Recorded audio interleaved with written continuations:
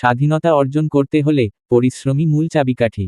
একজন সফল ব্যবসায়ী তার ব্যবসায় সফল হওয়ার জন্য দীর্ঘদিন কঠোর পরিশ্রম করেছেন, তবে পরিশ্রমের ফল তিনি পেয়েছেন।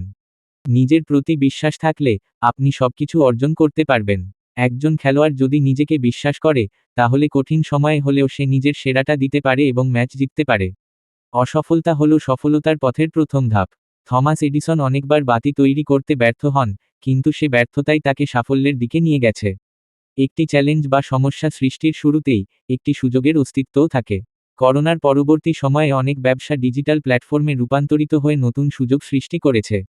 আপনার জীবনে পরিবর্তন আনতে আপনাকে প্রথমে নিজের ভিতর পরিবর্তন আনতে হবে।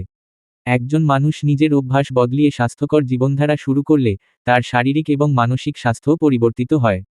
সফলতা শুধু লক্ষ্য অর্জন নয়, এটি পথেও আনন্দ খুঁজে পাওয়ার বিষয়। তারা চিহ্ন।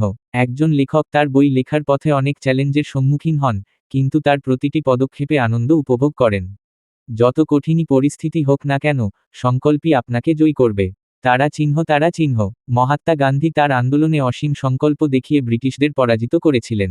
যখন আপনি অন্যদের সাহায্য করেন, তখন আপনার নিজের জীবনেও ভালো পরিবর্তন আসে।